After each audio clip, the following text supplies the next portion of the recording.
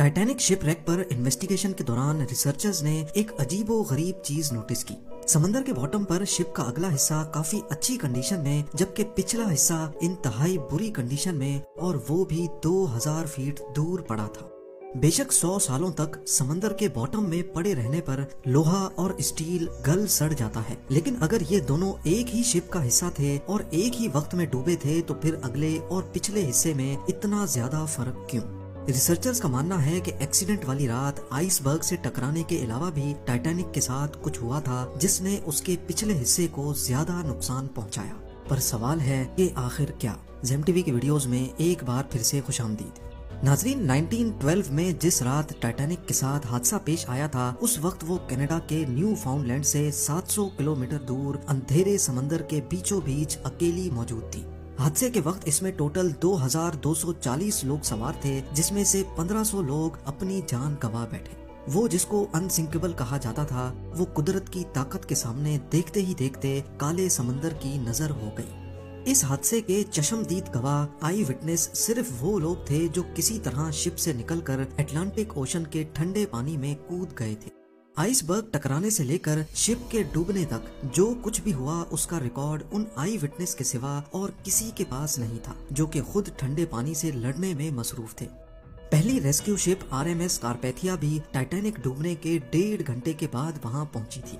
वो भी खुशकिस्मती थी कि उनको टाइटैनिक का इमरजेंसी मैसेज मिल गया, वरना जो लोग ठंडे पानी में जिंदगी और मौत की जंग लड़ रहे थे, उनकी जान भी नहीं बचती। और टाइटैनिक के हादसे के बारे में आज तक किसी को भी मालूम ना पड़ता।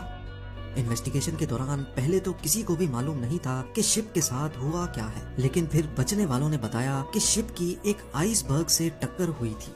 इन बयानात को मौके पर मौजूद आइसबर्ग को देखकर कंफर्म भी किया गया, जिस पर टाइटैनिक का रेड पेंट अभी तक लगा हुआ था। हादसे के बाद आई विटनेस और एविडेंस को देखते हुए इन्वेस्टिगेशन रिपोर्ट में बताया गया कि टाइटैनिक के राइट साइड पे आइसबर्ग ने 300 फुट बड़ा सुराख दिया था, यानी टाइटैनिक की पूरी साइड का 1/3 हिस्सा फट गया। पर दूसरी तरफ आई विटनेस का कहना था कि शिप को डूबने में करीब 2.5 घंटे लगे थे। इन्वेस्टिगेटर्स का मानना है कि अगर आइसबर्ग ने वाकई टाइटैनिक पर 300 फुट बड़ा सुराख छोड़ा था तो इसको 2.5 घंटे में नहीं बल्कि चंद मिनटों में ही डूब जाना था। पर सच्चाई क्या थी, ये उस वक्त किसी को भी मालूम ना पड़ सका।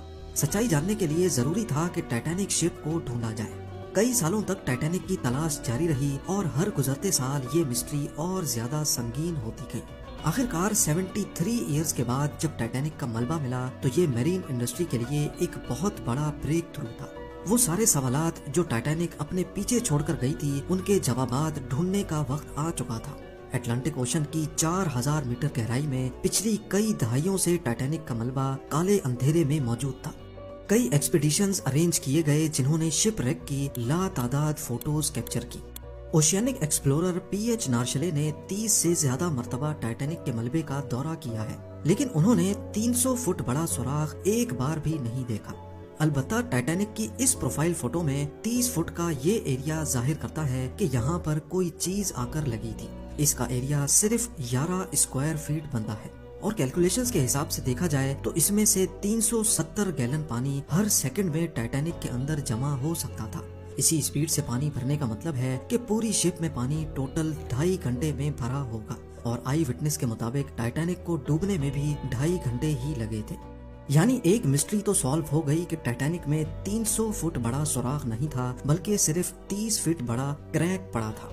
पर ये अकेली ही एक मिस्ट्री नहीं थी, अभी और भी काफी कुछ जानना बाकी था। टाइटैनिक शिपरेक पर इन्वेस्टिगेशन के दौरान रिसर्चर्स को ये समझ नहीं आ रहा था कि शिप का अगला हिस्सा, जिसे बाव कहते हैं, वो इसके पिछले हिस्से यानी स्टर्न से ज्यादा अच्छी हालत में कैसे पड़ा है, और इन दोनों के दरमियान इतना ज्यादा फासला क्यों है।